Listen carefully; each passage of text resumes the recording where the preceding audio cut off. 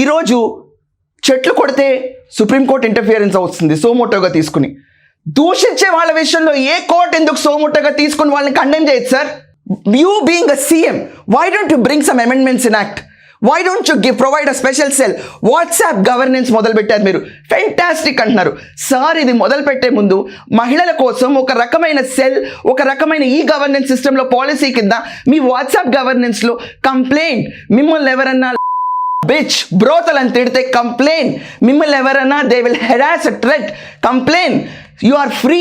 ప్రతి ఒక్కళ్ళు మాట్లాడడానికి భయపడుతున్నారు వాళ్ళ అభిప్రాయం. ఈరోజు నాకు ఇది నచ్చింది నచ్చలేదని, ఎందుకంటే ప్రతి ఒక్కళ్ళు పొలిటికలైజ్ చేస్తున్నారు. అండ్ ఇదంతా కాకుండా ఎవరన్నా ఒకళ్ళకి సపోర్ట్గా చేశారనుకోండి, అది వాళ్ళ స్వాభిప్రాయాన్ని కూడా కింద నీచంగా అమ్మల్ని అక్కల్ని తినని ఇంట్లో సమాజంలో తలెత్తుకోలేకుండా తిరిగి చాతగాని చవటలాగా ఉమెన్ని చేయొద్దు సార్, ప్లీజ్ చేయొద్దు సార్. కిరణ్ విషయంలో మీరు ఎలాగైతే మనవాడైనా పక్కవాడైనా ఒకటేని మహిళల్ని తిడతారు, మహిళలు మగవాళ్ళని తిడతారు, మగవాళ్ళ మహిళని తిడతారు, ప్రతి ఒక్కళ్ళు ఏడిపించుకు తింటారు, బాడీ షేమింగ్ చేస్తారు, తిడతారు వరకు ఓకే సార్. కానీ ఎంత గట్స్ ఉన్నాయి గవర్నమెంట్లో? ఒక వీడియో పోస్ట్ చేసి నా ఫోటో పెట్టి దాంట్లో ఓపెన్ ఫ్లడ్ లైట్ వేసిన స్టేడియంలో ఐ విల్ యూ అని పెట్టారు సార్. ఏమంటారు సార్ దీనికి? ఎలా ఒపీనియన్స్ షేర్ చేస్తారు సార్ ఎవరన్నా?